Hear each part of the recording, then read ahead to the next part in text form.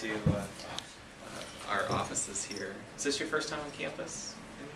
No. Okay, good. So you know the lay of the land. I want to introduce my colleagues here, Ashley and Jamal, who are going to talk a little bit about communication and really about storytelling. I don't know if you've seen, maybe you've seen, is the preview up on our website? Well, the whole film is up. Is the whole film up there? Mm-hmm. So Jamal worked on our recent film, and produced our recent film, Letter from Birmingham Jail. So if you've seen that up on our website, you can see some of Jamal's great work. Ashley does a great deal of our written communication work here, and just has some strategies and thoughts about how to best communicate and really tell a story, both visually and in words. I just had a few slides, and we can go through them. We don't have to go through them.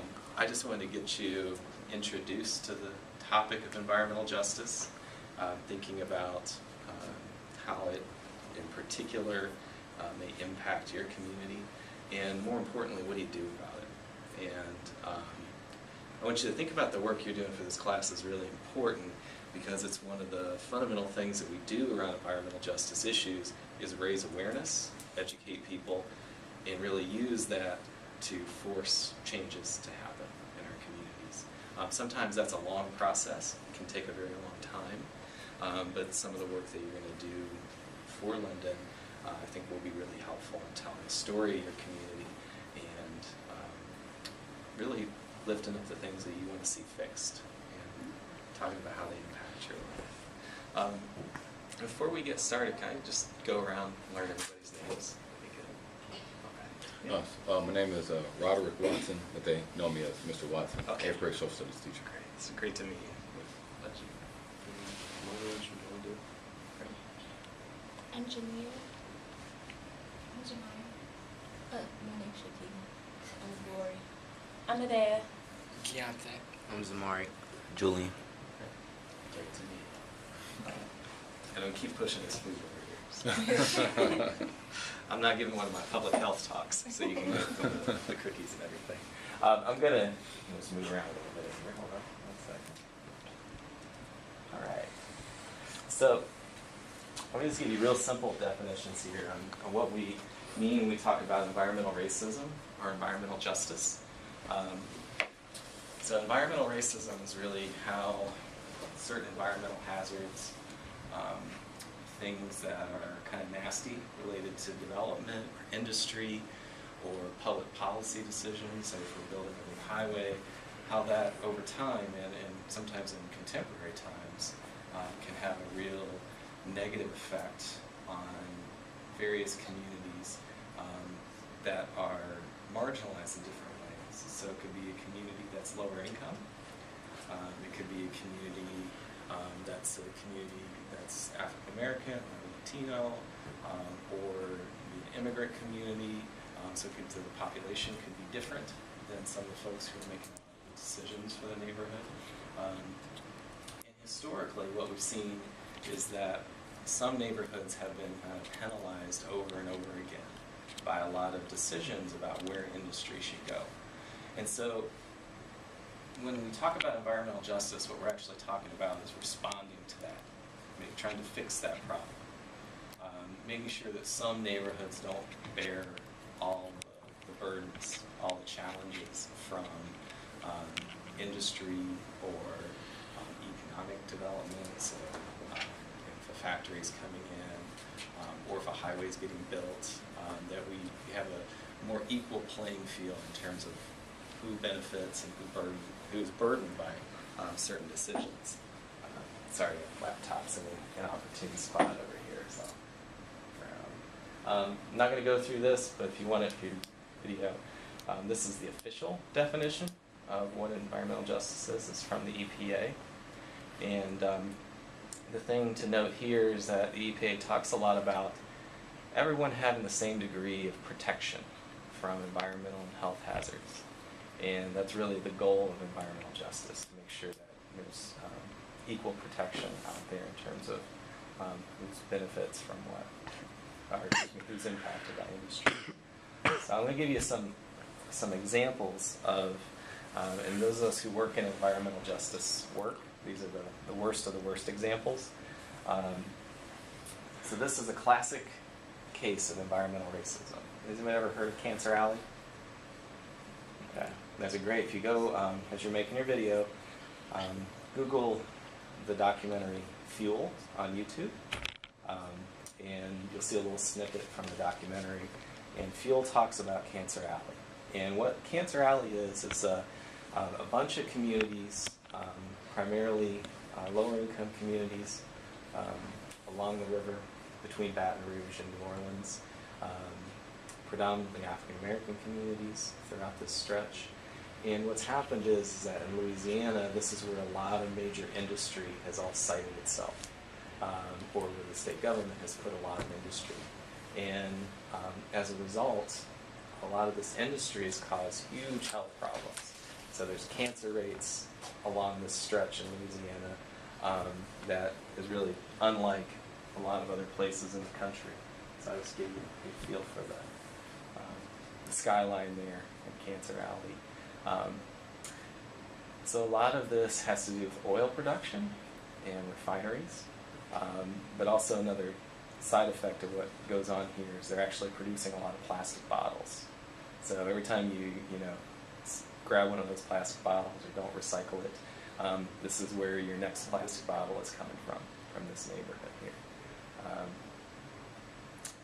And you can imagine if you just kind of look at the community there, the air quality is pretty bad, the water's pretty polluted, and as a result, folks have literally, they don't live as long, and they live in Cancer Alley. And so if you look at the documentary Fuel, it's really about telling the story of this community and really trying to advocate for things to be different, for changing the nature of that community.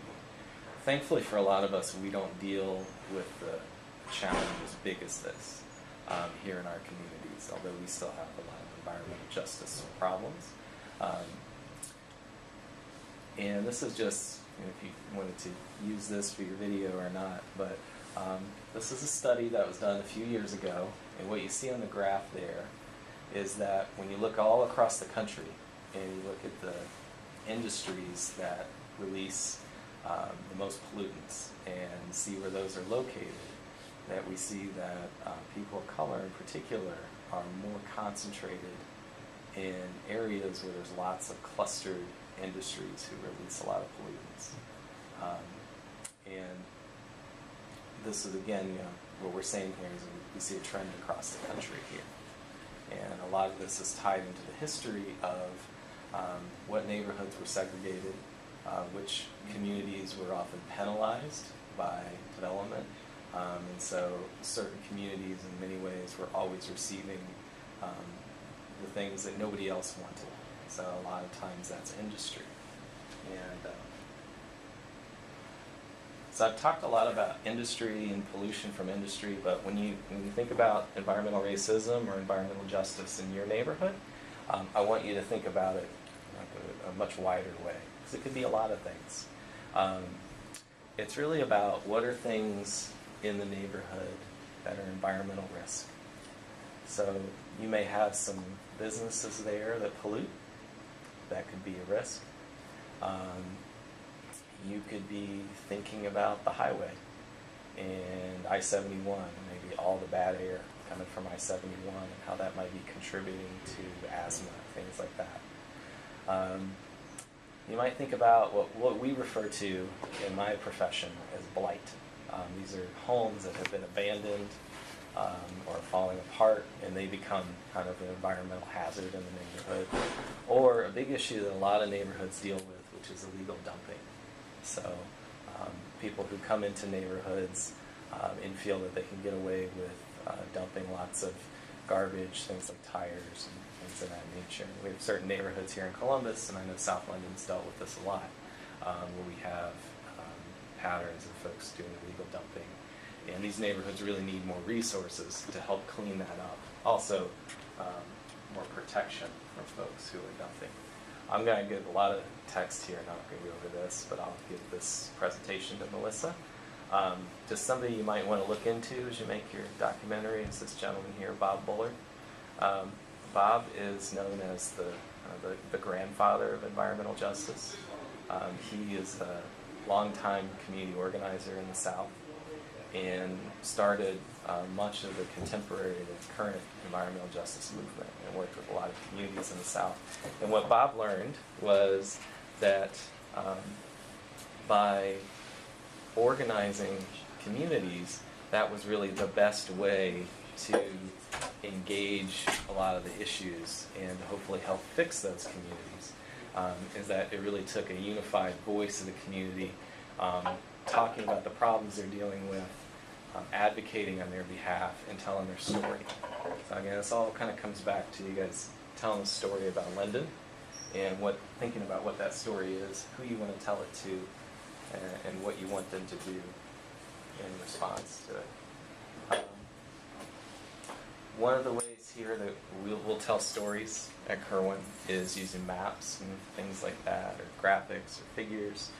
This is some work that we produced for the Toledo area. Sorry, it's really hard to kind of read the whole map there. But we were telling a story there in Toledo about what neighborhoods have the worst lead paint. Lead paint's a really terrible thing to get exposed to. Lead paint exposure is usually because of slum landlords who don't upgrade their properties, put people in unsafe rental properties.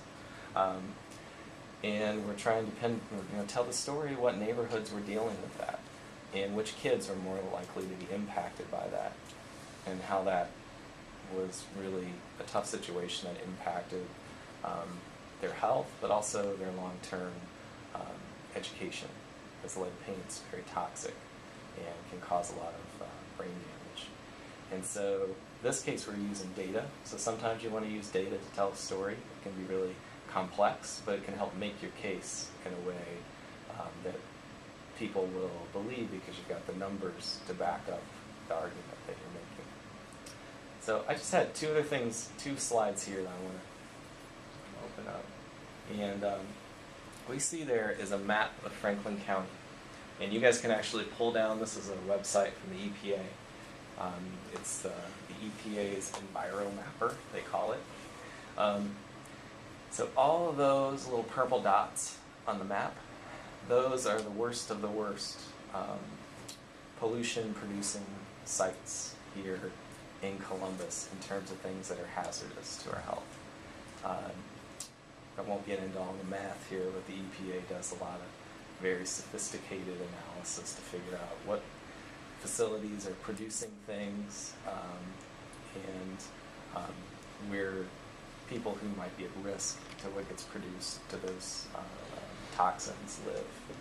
And then they map that out. So the bigger the purple dot, the higher the level of health risk. And I pull up the little circles there, so I'll pop them up again. So when you think about environmental justice, having one bad facility is a problem, but where we really start to worry is when we have a cluster of facilities. And we've got 3 real big clusters in Franklin County. Anybody kind of point out where those are on the map? You all know the map? Out on the west side. Hey guys, can you identify where you are, where you live, where you go to school? You can point Okay, there too. all right. Okay, I just want to make sure we all on the same page. I'm sorry. Oh no, that's great. Yeah, so you'll see one area there, right around the South Linden area, Cleveland Avenue, probably where Cleveland hits 11th. That vicinity, Cleveland and 5th. You see a big cluster there. You see another cluster out on the west side, kind of hilltop area, far hilltop, and then the south side. And those are the big clusters here in Franklin County. Can anybody guess why we have so many industries that emit pollutants in those areas? Yeah. Because it's more of the less wealthy places. Yeah, that plays a big role into it. One of the things to think about is that whenever there's a factory or something that serves the whole community, particularly one that has a lot of negative things associated with, like air pollutants or toxic waste, nobody wants it in their neighborhood. what we end up seeing, though, is that certain neighborhoods, and particularly lower income neighborhoods, they get stuck with most of these land uses because often in politics they're not represented as well, because they don't have the resources to really tell their story and to fight for their community. Again, I'm going to talk about why it's important what you're doing here. The more ways that you can tell the story of your neighborhood, your community, the more you can advocate and fight for your community, and hopefully can change the patterns like we see on the map here. Another reason why we see some of the clusters too, some of it's just history. So we see a lot on the south side because of the lower income area. It's also downstream. So a lot of industry developed downstream because they were dumping most of their waste right in the water. And at the time, they wouldn't put that upstream because most people were drinking right out of the river. Sometimes transportation matters, so that's why over on the west side, why you see so much industry over on the west side. So there's other factors too, but some of those are more natural reasons why we'd have industry in some places, and some of it's more social or political. So last thing I just wanted to chat, ask me questions, but I want to give Jamal and Ashley time to talk as well. So as somebody who kind of practices in this field, there's a lot of different things you can do about environmental justice, some of which are really complicated and very expensive. So, taking a company to court, or making sure that there's a remediation plan, which is a plan to clean up waste. But a more fundamental thing that has to be done is really organizing the community and advocating for a cleaner, healthier community. That usually has to happen first. And so one of the ways to do that is to raise awareness, to tell the story of the neighborhood, and hopefully then you influence public opinion. The maps I showed you on the lead poisoning, those were specifically designed for one event. We had an event with community organizers. Those are folks who work in neighborhoods to get people to work together on common community issues, and a number of churches in Toledo. And they pulled out 700-800 people for this big meeting. And they showed those maps. They made their case that lead paint's a big problem in their neighborhoods and their communities. And they invited the mayor of Toledo and the people on the city council to sit there, to look at all of that in front of everyone, and tell the members of the community what they were going to do about it.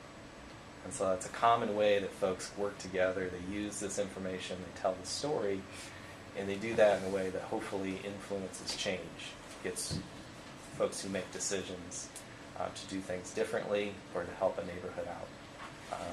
And so your video could do the same thing. So think about that as you can have a lot of influence.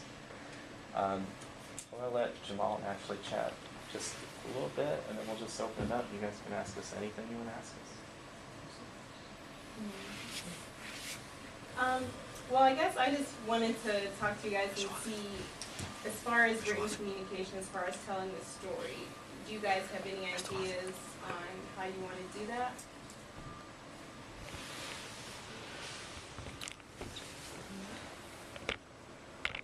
What was the question?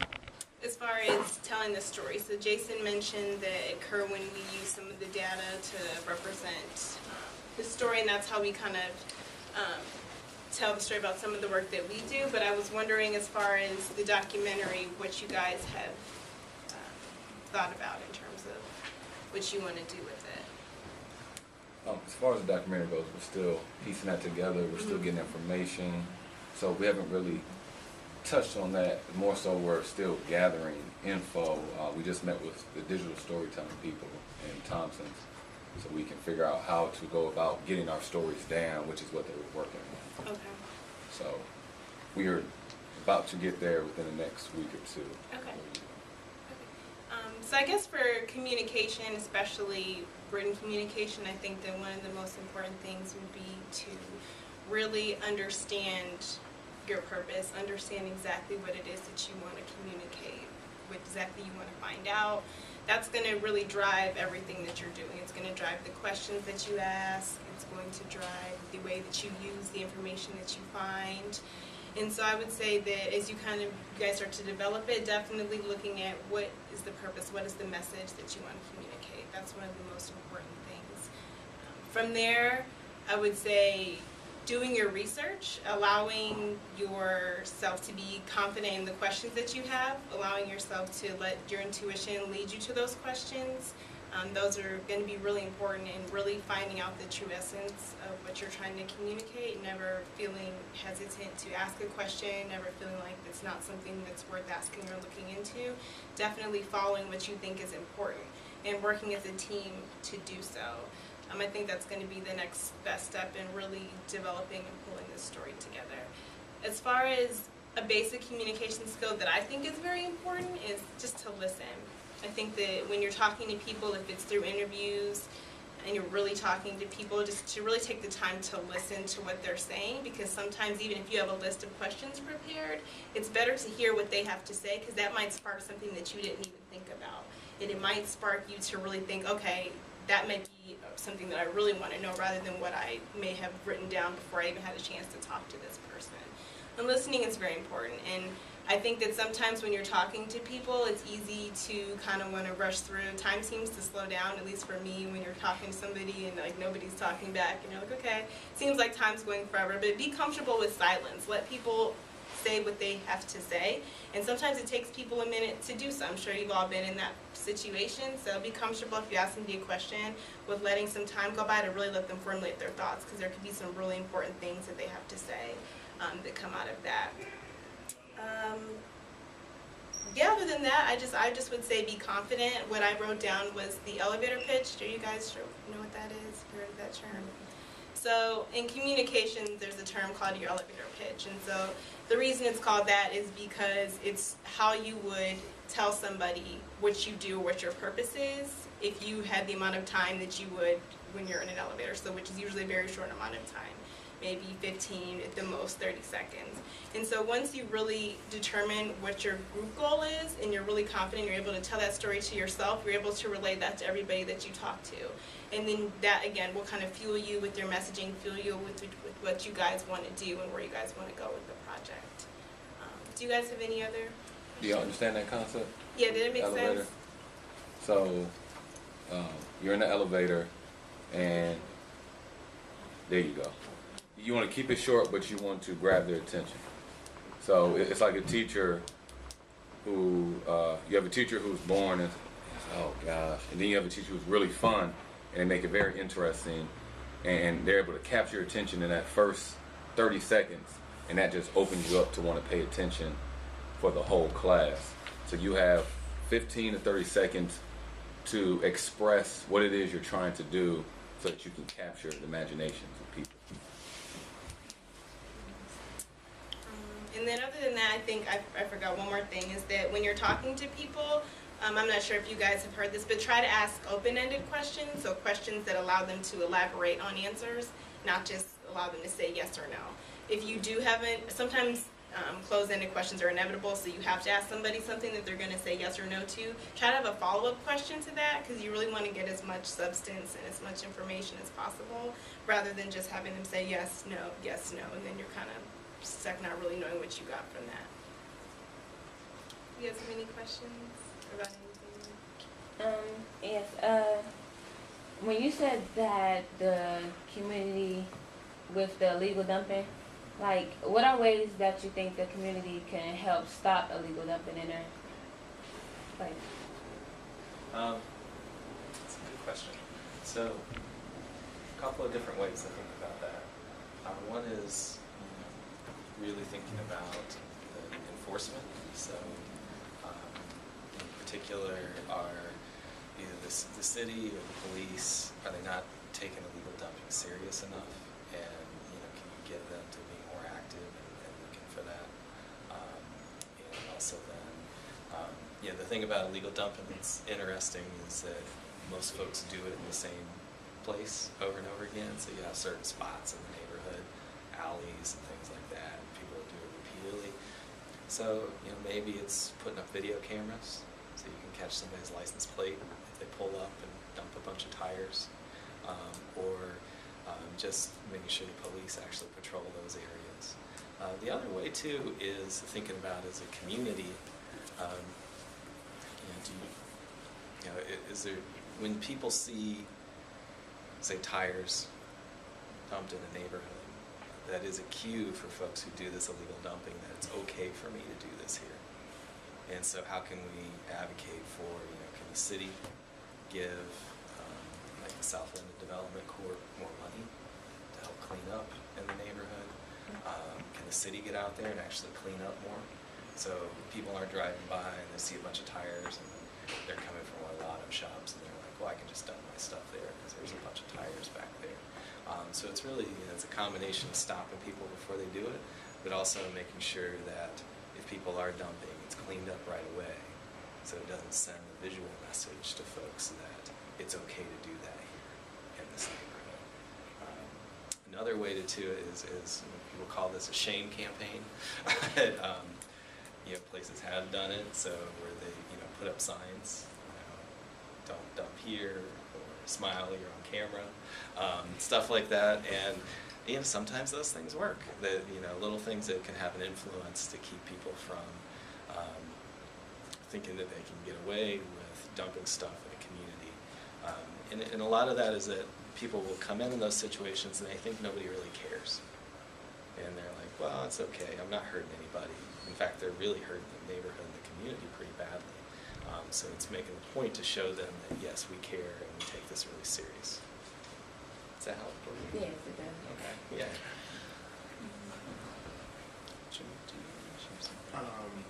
I think Ashley really hit on interviewing. And I think interviewing is going to really be the tool that's going to make your story come alive. And however, even in interviewing, one of the things that sometimes can throw people off is too many questions. And there's ways to counter that. And I think one real effective way is called probing. And basically what probing is to make a statement that gets someone to talk. And one of those ways is like, for instance, I'll demonstrate with Jason. So Jason, how did you get to work today? That's the question. How did you get to work? How did you get to work today? I drove my car. Your car? Yeah. Tell me more about your car. It's great. It makes a loud rattling noise. So the example was I didn't ask another question. I made a statement. I said, "Tell me more about your car." And sometimes using statements invites people to talk, with the exception of Jason. But it also gives the interviewee feel like they're actually being listened to, and that their story matters. And sometimes when you give off too many questions, people think that you're grilling them, they think that you're interrogating them, or it can come across that way even if that's not your intention. So sometimes just making statements saying, "Tell me more about that," or when they say a certain phrase that you don't understand, you could say, "I don't understand what you mean by environmental racism," and then that will invite someone to talk about it, even though you didn't ask a question, and that just shows that you're engaging in the interview, and also another thing that's going to be real important is being able to capture moments. And being able to make sure that the neighborhood that you are talking about is also a featured character in your documentary. So you have to, along with faces and showing people interviews, being able to actually show pictures of the neighborhood. And what does it mean to live in the neighborhood? What does it mean to have tires dumped? And being able to photograph that, so people who see it have to answer to it and have to wrestle with, why does this neighborhood look this way? And I look at it as if you can tell this documentary without any words and any sound, can your video and can your photography tell a story in itself? Can it walk someone through Linden? Can it walk someone through environmental racism, and it's all about capturing emotion, capturing, smokestacks is an example. Like, to see a smokestack and all that pollution going in, what does it mean to view that and knowing that you live right below it? What does it mean that a backyard full of tires, and you take a snapshot of that? The person has to ask themselves, what does it mean to have a backyard full of tires? Or and what does it mean also that no one is standing up for this and no one's delivering resources? So your photography, your videography, it all matters. Your interviews, it all matters. It all builds into a powerful story that you hope that you persuade. Because that's another thing about a documentary. Even though you're gathering information and you want to deliver information, I hope that the goal is to persuade people. Because if the documentary is just delivering information, some people say, oh, that's good. But if you're trying to persuade them, trying to stir their emotion, trying to change their opinion, then that's a point where you can succeed. You can change policy. It can be used as a policy changing tool. And the beauty of it is that you guys are doing this at such a young age and getting involved at such a young age and being able to say, this is what my community looks like, and I have to film this because no one else wants to. And that prompts someone to say, well, why did we let it get that far? And so everything, you being involved, the fact that you're taking photos and videography and interviewing, all of it matters. It all tells the story. So even whatever's the final product, you being involved is also part of the story. And that's what really gives it impact and really gives it meaningfulness and usefulness. And so I really think the more, if you take this as serious as you can, I just really think that it has an opportunity to really persuade people and really change people's minds and care about other neighborhoods and not just their own. But that's all I have. Any questions for us? What made you what persuaded you to start working in the Kirwan Institute? Give you the short answer. My whole career has been around community development, what we call community development. It's really fixing communities that are struggling. I grew up in a neighborhood like that, and so I've always been pretty passionate about wanting to work in a place where it can help neighborhoods like the one I grew up in. And it's really motivating, and I have to say, it's a long time in the future, you think about what you're going to study, you go to college, or what you end up doing as a career. Make sure it's something you have passion for. It makes it so much easier to do and so much more. But I'd love to hear you too, because I want to answer to that story. Well, I've always, at some point, had some type of interaction with diversity, with bringing about issues with race and things like that, all the way from when I was in high school through my undergraduate career when I was at BGSU. So, and for me, I kind of want to piggyback off Jason. Like, I feel like in my career, I always want to be doing something that I'm impacting somebody, I'm helping somebody, and that is a passion of mine. So I agree that you should pursue your passion. And for me, as long as I'm working to help somebody, to make an impact on somebody's lives, like that's what I'm going to be happy doing. So before here, I was working for St. Jude Children's Research Hospital, and so when I read about Kirwan, I just felt like it was a perfect fit based on my background and based on what I wanted to do and based on what I could do. For me, it's more, I kind of always say, if I would do it for free, then it's the place I want to work, because then that way it can be meaningful, and regardless of whatever happens, I'll still do it even if I'm not at Kirwan. So for me, I felt it was just a great opportunity to be able to do communications and public relations and journalism in a very honest way, but at the same time be comfortable with having a perspective, be comfortable with having an opinion, but still be able to deliver honest communications and honest information. And so that's always been a great opportunity that I've had at the Kirwan Institute, and just to get involved in so many different types of projects, and to show that communication matters in everything that we do. That the way we talk about it, the way we present it, the way we feel about it and express that feeling about it, it all matters. And can we do that in an effective way that uplifts the work? That uplifts the work that we do and bring meaning to it, to people who thought that it didn't have a meaning, or that it wasn't that important. So that was the main reason why I'm here at Kirwan.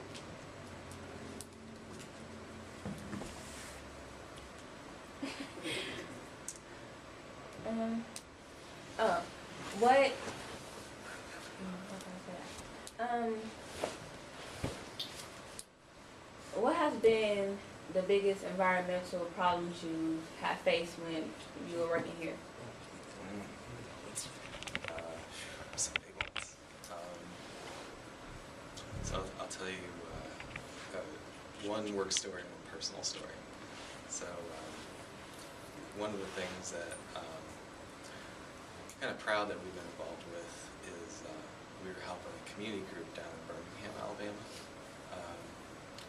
stop a railroad expansion into their neighborhood. And this is a neighborhood that was really important during the civil rights movement.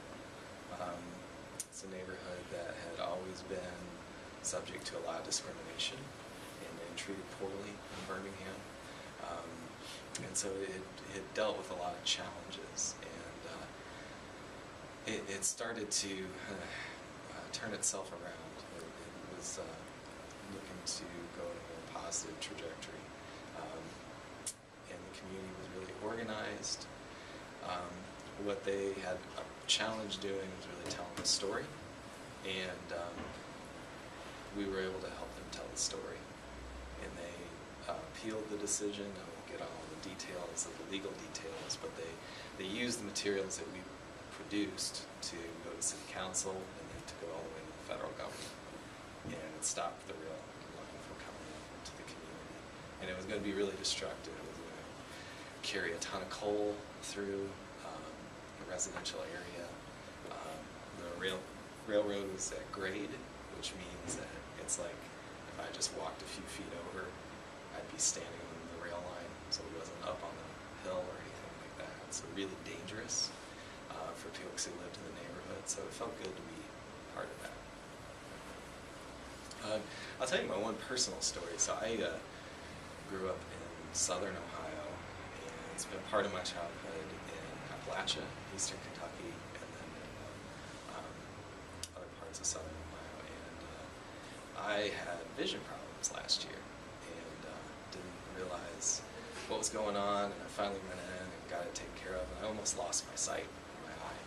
And I had kind of went to the doctor and learned about what had happened, and it turned out that I was exposed to pollution when I was a kid. And for folks who get exposed to this certain type of pollution, it can affect them decades later, and probably could have taken my eyesight one side.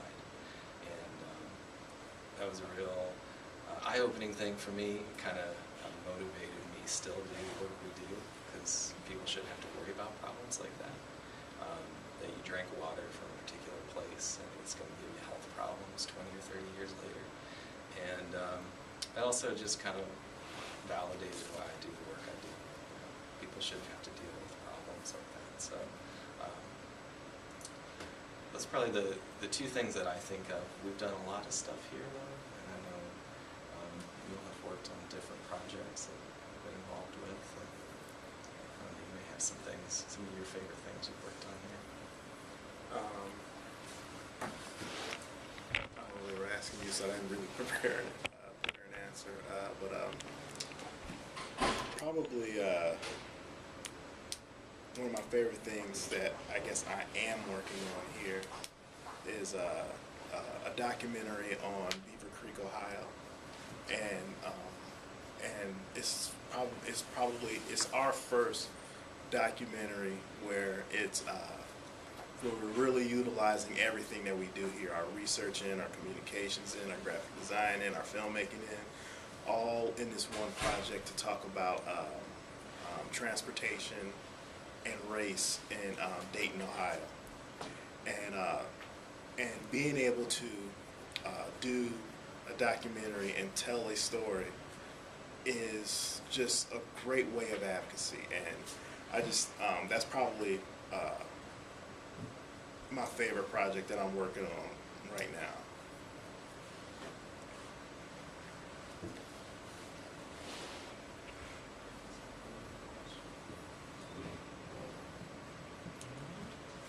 Oh, Reece,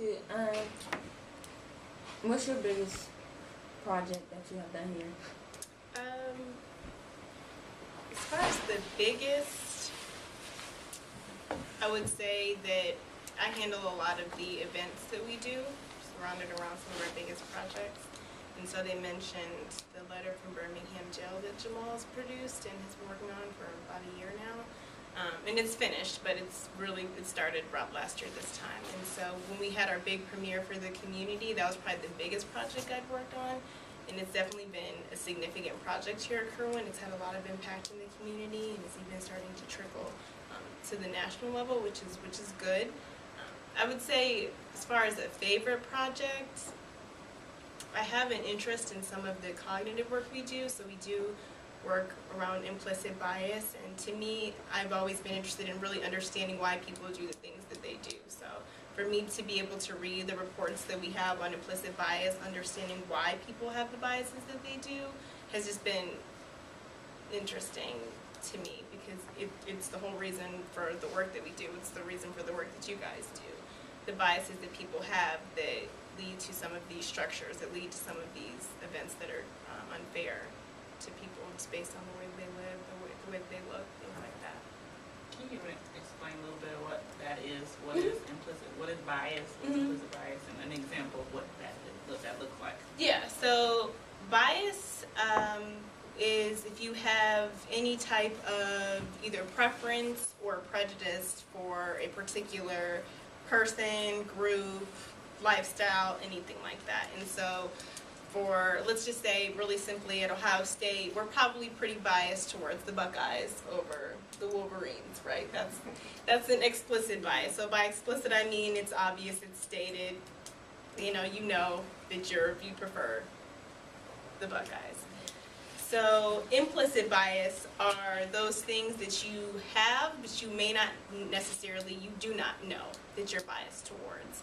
And so, for example, an implicit bias would be if I had an aversion, or I was against, or had negative stereotypes towards people in same-sex relationships. It may not be something that I even know. So I may not be out there speaking against it. I may not be out there thinking that I have these negative thoughts, but if I see maybe a couple holding hands on the street, maybe I'll have some type of reaction inside. An implicit bias is something that you don't know that you have, but that does affect the way that you interact in social groups. Does that make sense? Yeah. Have y'all heard of anything that relates to some other things, some other interviews we had, like interviews with Pascalite, interviews with Columbus Public Health? Did what you heard so far may connect to any of those things? As far as, I know the day, I don't know if you guys brought up the amount of pollution, so we know that some of the activism lowered the pollution that Pascalite let out. Did y'all talk a little bit about that, or? This is for anybody. The day doesn't have to be the one asking questions. You guys can also, anybody can ask questions. Anybody thought of any connection? My question. I watched the video trailer, and so there was a couple scenes where they were holding up papers, it was saying, have you noticed this business here? Which kind of seems to relate a little bit to some of the stuff Jason was talking about. Is that right? Yes, Is it possible to go back to that slide? With Yeah, the dots? sure. Yeah, Yeah. absolutely.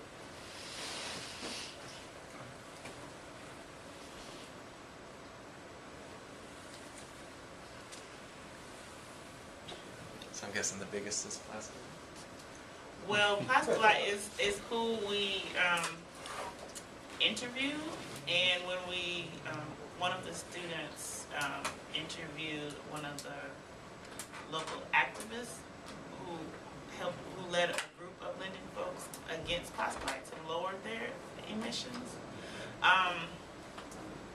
But then Columbus Public Health came in and told us that it's still legal for them to, of course, continue to pollute. But one of the things that Gloria Anderson found, one of the activists, was that the studies that they did with the pollution that they emitted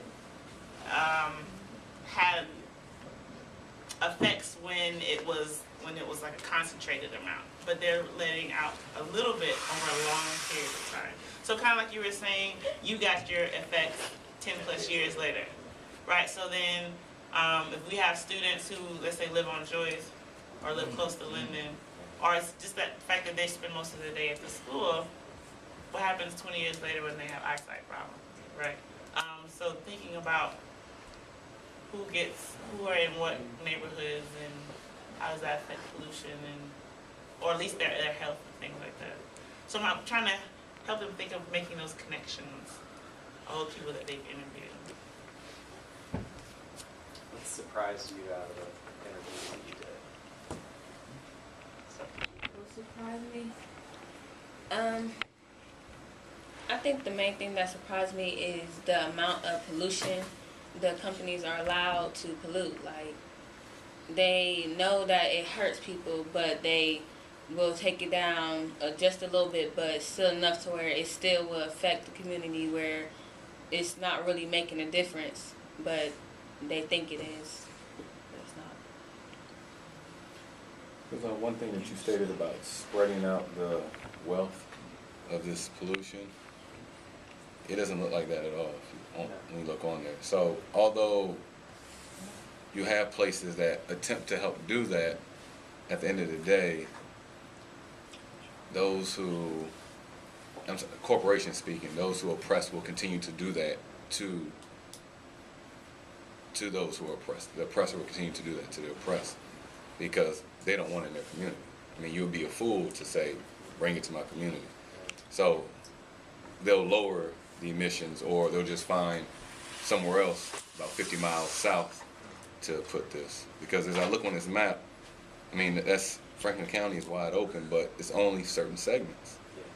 I mean, and that's it. And everywhere else where it's pretty affluent, obviously Upper Arlington, I mean, Bexley has it on each side, but just where they are, it's wide open. I mean, it's like, man. So, I mean, even the highway just goes right on around it. Won't dare go through. So there's some influence in Bexley, obviously. Somebody knows somebody, and they make sure that nothing happens. The president's house is there. Oh, shoot, the president's house is In the there. governor's office. The governor's house is there. What are the RSEI scores? So that is, sorry, tiny font. It's so risk screening environmental index, and so basically there's a lot of math behind it. I don't have the capacity to go into it. The key there is that the higher the score number, the higher the level of risk, and so they create an index on a scale of like 0 to 10,000, and what you see then is that the smaller dots are real low on the risk, but as you get up higher, you're much higher risk level.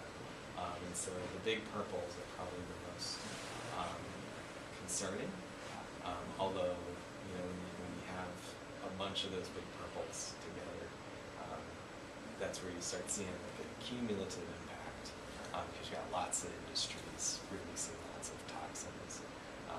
simultaneously in the same place. And so if you go to the EPA's website, you can go to the Enviro Mapper, you can actually pull this map down and zoom in and out, and you can actually click on the dots and find out where the businesses are and what they're releasing. So it's also another way you can kind of explore and see who's up to what. Having information is really important. So one of the good things about today versus in the past, we didn't have good information like this in the past. And so companies would just dump a lot of stuff, and people didn't know what was in their own, next door.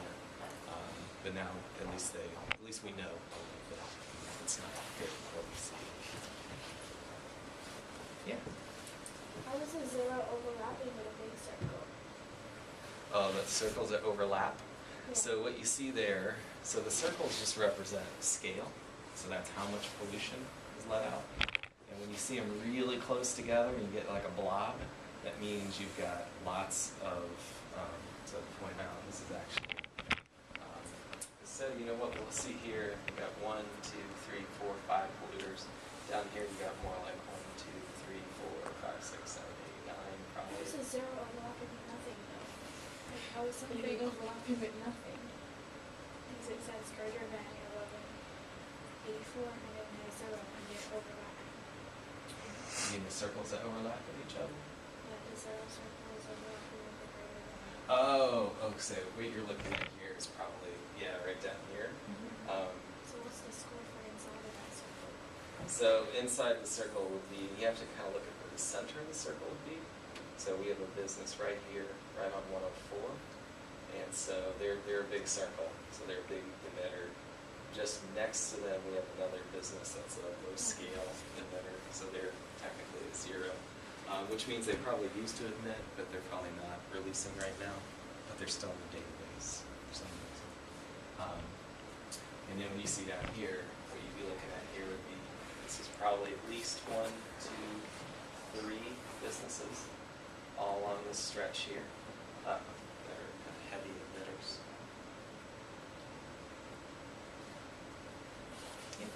Can you talk more about how you go about talking to the government about the pollution problems? That's probably it's the toughest part to do. So people who work in government are just like other people a lot of times. And people are moved by different types of information.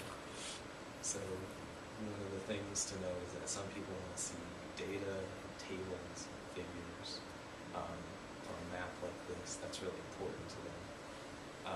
Other people are going to be more moved by a story. So you can tell a story of a particular person, a particular place. Some people are more moved by visuals. So like Jamal was saying, taking video within the neighborhood. And so what I've found is that it's really important to communicate different ways. There's usually a combination of those things. That's the easiest way to get through to folks. But you have to be really clear. You're advocating for your community or a particular place when you're having those conversations. People in government, especially elected people, are hearing people advocate all the time. And so you need to be able to communicate really quickly with them, but effectively, and in a way that they understand the seriousness of the situation that you're talking to them about.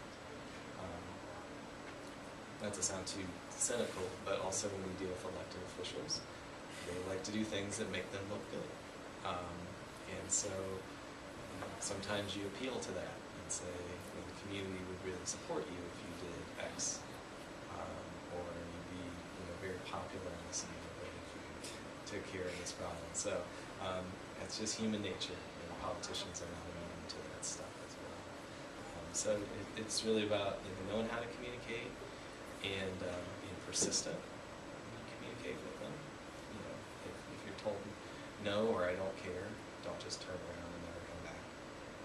It's the old saying, squeaky wheel gets the oil. I worked in neighborhood development for a long time. The loudest neighborhood gets the money all the time.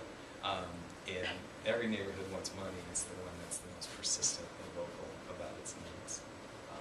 That usually gets the attention. So those are my tips, but it's more art than science.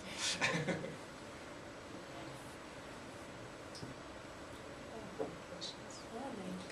other questions? Any closing comments? How do it make you feel to know that companies are allowed to pollute? I don't like it, to be honest. I struggle with sometimes, if we close a place in one area, it means it's going to move someplace else.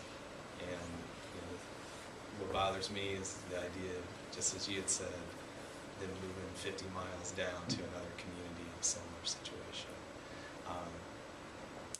So I think you have to think about maybe how companies can do different.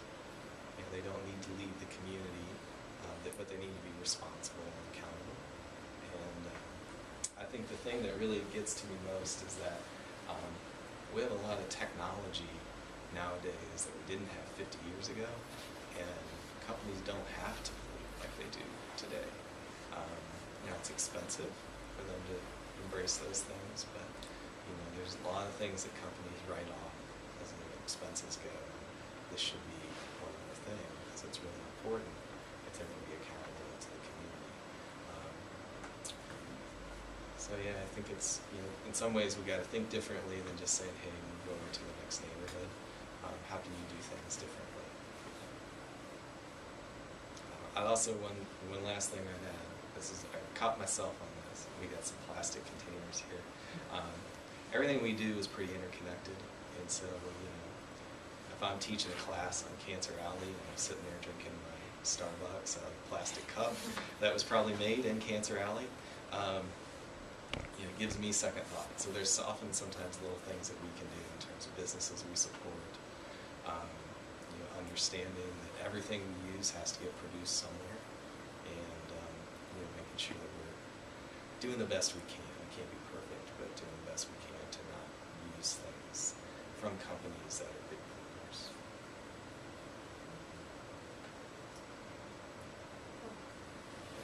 Any other questions? Grace, do you have any closing thoughts for us? Just love to see your video. Yeah, it's exciting. And I'm glad to hear you're doing this. I wish more high schools did this across the city. It would be neat. So it's a great thing to do for your neighborhood. Anything you would like to say? Just that if you guys have any more questions or anything like that, I'll be happy to pass my contact information on to Melissa. And you're welcome to give me a call or if you have any questions about anything related to that. I saw towards the end of the video you guys were trying to do something with the tires. Is that right? Trying to figure that out. Okay. Well, yeah, keep me updated. It looked like I saw the gardening and the sandbox. That looks like such a great idea. So definitely keep me updated on that. And I'm happy to help. Thank you all. Thank you. Pleasure. Eat as much, take as much of our food as you want. Keontae. Your young metabolisms can deal with this.